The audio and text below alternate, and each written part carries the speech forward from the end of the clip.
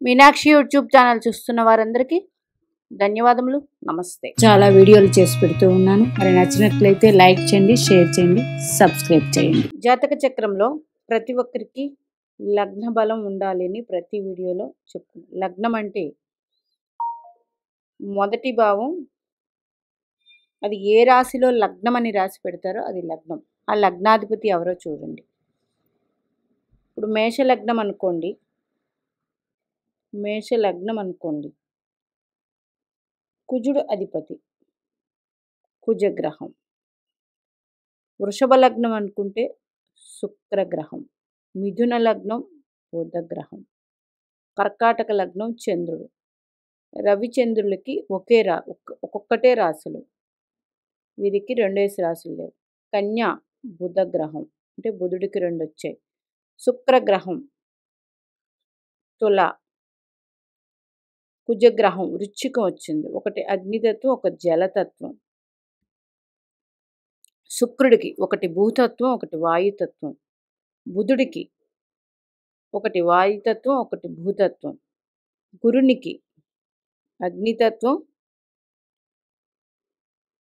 అలాగే మీనరాశి జలతత్వం.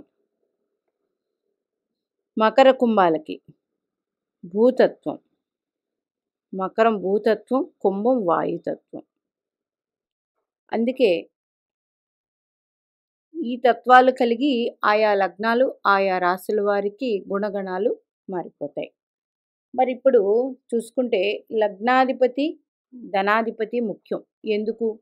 ధన సంపాదనకే కాదు, ఒక వ్యక్తి గుణగణాలు, రూపురేఖలు,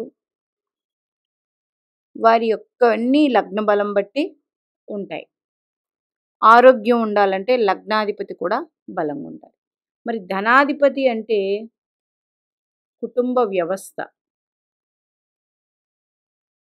అంటే ఒక వ్యక్తి జన్మించారు, మరి ఆయనకి తల్లి, తండ్రి, కుటుంబం ఇవన్నీ ఉన్నవి అంటే కుటుంబ వ్యవస్థ. కుటుంబం చాలా ముఖ్యం ప్రతి ఒక్కరికి. అంటే మనకి ప్రథమ గురువులు తల్లి, తండ్రి. అట్లాగే మన తాతలు వీరు వస్తారు, వంశపారపర్యం. మరి ధనాధిపతి, లగ్నాధిపతి ఒకే వర్గం వారా? కాకపోతే ఏ ఫలితాలు చూడండి. మేష లగ్నానికి కుజుడు అధిపతి శుక్రుడు, ఒక వర్గం వారు కాదు. ఇది గురువర్గం. గురువర్గాలు ఏవి?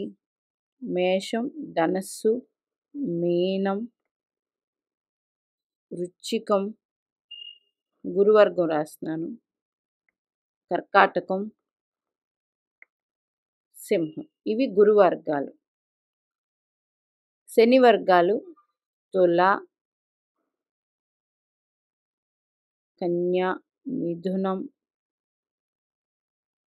వృషభం, మరి మకర కుంభాలు శని వర్గులే. మరి ఎవరైనా కానీ మేషలగ్నంలో పుడితే ధనాధిపతి శనివర్గు వారు అవుతారు, అంటే శుక్రగ్రహం. ఈ శుక్రగ్రహం శనివర్గుల్లో స్థితి ఉంటే, అంటే తుల కానీ, వృషభంలో కానీ, మిథునంలో కానీ, కన్యలో కానీ, మకర కుంభాల్లో కానీ ఉంటే ధనస్థానాధిపతి వెరీ గుడ్. కానీ ధనకారకుడు గురువర్గంకు చెందిన వారే గురుగ్రహం. దేవగురు బృహస్పతి ధనకారకత్వానికి బృహస్పతికి ఇచ్చారు. అట్లాగా చూడండి, గురువర్గానికి ఒకే లగ్నాన్ని గురువర్గం ఎవరికి వచ్చింది? ఫస్ట్ చూసుకుంటే కర్కాటక లగ్నానికి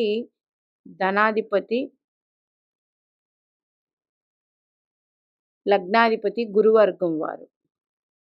అంటే కర్కాటక లగ్నం వారికి గురు అనుగ్రహం సంపూర్ణంగా ఉంటుంది. మరి తర్వాత వృశ్చిక లగ్నం వారికి గురువర్గ గ్రహం అవుతుంది, ధనాధిపతి. తర్వాత మీన లగ్నం వారికి ధనాధిపతి గురువర్గం. అంటే వృశ్చికం,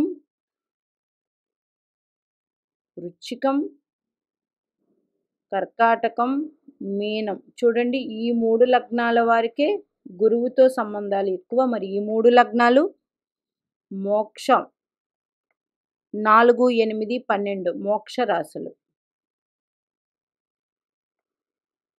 జలతత్వాలయ్యే. ఈ 3 లగ్నాల వారికి జలతత్వాలయ్యాయి. ధనాధిపతి ఎవరయ్యారు? అగ్నితత్వం అయింది. ఎవరు? ధర్మరాశులు. ఈ 3 లగ్నాల్లో పుట్టిన వాళ్ళకి ధర్మరాశులు అయ్యాయి ధనాధిపతులు. అంటే వెరీ గుడ్. ఇక్కడ ఆటోమేటిక్గా గుడ్ పొజిషన్ ఉంటుంది వీరికి. మిగతా వాళ్ళకు ఉండదా అండి? ఉంటుంది. చూడండి, మరి మేషలగ్నానికి గురుడు కాలేదు. ఎవరు? శుక్రుడయ్యారు. మరి ఈ శుక్రుడు స్వరాశుల్లో ఉండి అద్భుతమైన ఫలితాలు మేషలగ్నం వారికి కుటుంబ విషయంలో, ధన విషయంలో అద్భుతం ఉంటుంది. మరి ఉండి గురుడు ధనకారకుడు కాబట్టి ధనాధిపతి గురువర్గం కాకపోతే గురుడు ప్రతి ఒక్కరికి ధన కారకుడు కాబట్టి లగ్నం మీద గురుదృష్టి కానీ, లగ్నాధిపతి మీద గురుదృష్టి కానీ, ధనస్థానం మీద గురుదృష్టి కానీ, ధనాధిపతి మీద గురుదృష్టి కానీ ఉంటే 100% కుటుంబము, ధనము అనేది 100% బాగుంటుంది. మరి ఇంకా వృషభ లగ్నానికి 2 ఒకటే వర్గువారు. ధనాధిపతి, లగ్నాధిపతి 2 ఒకటే వర్గువారు. Very good. అంటే బుధుడు ఇక్కడ వచ్చాడు కాబట్టి ఈ బుధుడు ముఖ్యంగా స్వక్షేత్రాల్లో, మిత్రక్షేత్రాల్లో ఉంటే ధనానికి లోటు ఉండదు. మరి ఎలాగైనా సరే ధనస్థానానికి కానీ, లగ్నానికి కానీ గురు సంబంధం ఉంటే ఇది కూడా వెరీ గుడ్. మరి కర్కాటక లగ్నం అయిపోయింది. ఇంకా సింహ లగ్నానికి ధనాధిపతి రవి, ధనాధిపతి బుధుడయ్యారు. ఇది భూతత్వం. అంటే నిశ్చలంగా ఉంటుంది, నింపాదిగా ఉంటారు వీరు. మరి వీళ్ళిద్దరూ గురువర్గ వారు, శనివర్గ వారు. అప్పుడు ధనాధిపతి బుధుడు బుధక్షేత్రాల్లో ఉన్న, మిత్రక్షేత్రాల్లో ఉన్న వెరీ గుడ్. అట్లాగే గురు సంబంధాలు కలిగి ఉండాలి. ఇక్కడ ఇలాగైపోయింది. కన్యా లగ్నం వారికి మళ్ళీ ఒకటే వర్గ అయ్యింది. ధనాధిపతి శుక్ర భగవానుడు అయ్యాడు. తులారాశి. ఈయన స్వక్షేత్రాల్లో, మిక్షేత్రాల్లో ఉండి ఒకవేళ లేదు అనుకుంటే గురు వీక్షణ లగ్నాధిపతి మీద కానీ, ధనాధిపతి మీద కానీ ఉంటే అద్భుతం. ఆ స్థానాల మీద ఉన్న తులా లగ్నం వారికి మళ్ళీ శుక్రుడు, కుజుడు అయ్యారు. ఇక్కడ మేషలగ్నంకి కుజుడు, శుక్రుడు ఎలా అయ్యారో తులా లగ్నం వారికి శుక్ర కుజులు అయ్యారు. మరి కుజుడు గురువర్గ క్షేత్రం అయ్యారు. కుజుడు గురువర్గ క్షేత్రం అయ్యారు. ఇక్కడ మేషలగ్నానికి శుక్రుడు శనివర్గ క్షేత్రం అయితే ఇక్కడ తులా లగ్నానికి కుజుడు గురువర్గం అయ్యారు. ఇది కూడా చాలా మంచిదే. గురువర్గ క్షేత్రం అయ్యింది ఇక్కడ. అలాగే కర్కాటక లగ్నానికి గురువర్గ క్షేత్రం సింహరాశి అయ్యింది. అలాగే తులా లగ్నానికి కూడా జలతత్వం అయినప్పటికీ గురువర్గ గ్రహం అయ్యింది. కానీ ఈ గురువర్గ గ్రహం అవ్వడం వల్ల మంచిదే. కుజుడు తన స్వక్షేత్రాల్లో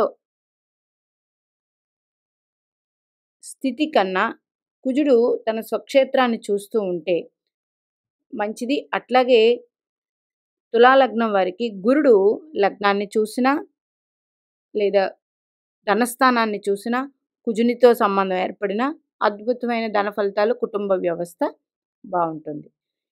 మరి ఇంకా వృశ్చిక లగ్నానికి ఇది గురువర్గే, ఇది గురువు. ఇందాకే చెప్పుకున్నాను, జలతత్వపు లగ్నాలకి ధనాధిపతి, లగ్నాధిపతి గురువర్గం అయ్యారు. ఇది అద్భుతం, చాలా మంచిది. కుటుంబంతో కూడా బాగుంటుంది, ధనరాబడి ఉంటుంది కుటుంబం వల్ల. అట్లాగే అన్ని విధాల ధనానికి లోటు ఉండదు. అయితే వీరికి కూడా గురుడు కానీ వీక్షణ ఉంటే మరింక యోగవంతమైన జాతకం.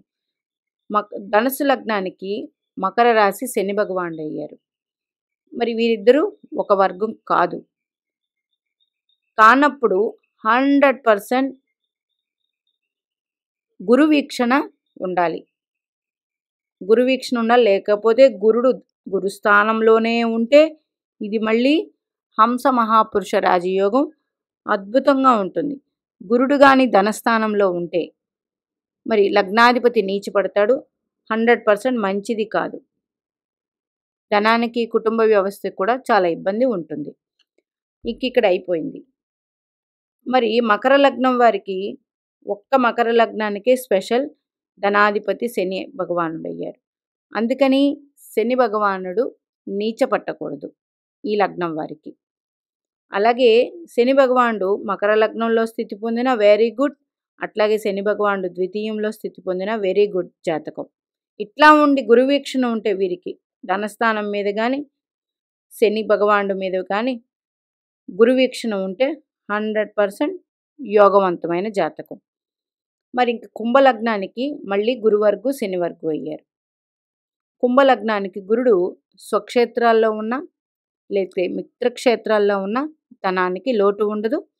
మరి లగ్నాన్ని చూసినా లగ్నాధిపతిని చూసినా ఈ కుంభలగ్నం వారికి 100% మంచి జాతకం. ఇంకా మీన లగ్నం వారికి ఒకటే వర్గు అయ్యారు. మళ్ళీ ఫస్టే చెప్పాను, జలతత్వపు లగ్నాలకి గురువర్గు గ్రహాలే ధనాధిపతి అయ్యారు. మరి ఈ గురుడు లగ్నంలోనే స్థితి పొందినా లేదండి లగ్నాన్ని చూస్తూ ఉన్నా కుజుడిని చూస్తూ ఉన్నా లేకపోతే ద్వితీయ స్థానాన్ని చూస్తూ ఉన్నా కుటుంబానికి మంచి పేరు ప్రతిష్టలు, మంచి యోగవంతమైన జీవితం, ధనానికి లోటు ఉండదు, 100% బాగుంటుంది. ధనకారకుడు గురుడితో లగ్నానికి కానీ లగ్నాధిపతికి కానీ కుటుంబ స్థానానికి కానీ ఏదో ఒక విధమైన జాతకంలో కనెక్షన్ ఉంటే అది గురువర్గ లగ్నమైనా శనివర్గ లగ్నమైనా ధనానికి ఇబ్బంది లేకుండా జీవితాంతం గడుస్తుంది. మరి లగ్నాధిపతి ధనాధిపతి కలిసి ఉండి గురువీక్షణ ఉంటే ఇది అద్భుతమైన జాతకం. కుటుంబ వ్యవస్థకి బాగుంటుంది, ధనానికి బాగుంటుంది. ఇది ఒక వీడియో ఒక వారం రోజుల క్రితం చేసి పెట్టి ఉన్నాను, మీకు చూస్తే అర్థమవుతుంది. అందుకని లగ్నాధిపతి బాగున్నాడు, ధనాధిపతి బాగున్నాడు లేదా గురుగ్రహం బాగుంది అంటే వారి జాతకం అద్భుతమైన జాతకం అని ఇట్లా చూడగానే చెప్పవచ్చు. మరి మీనాక్షిదేవి ఆశీస్సులు మనందరి మీద ఉండాలని కోరుకుంటూ నమస్తే.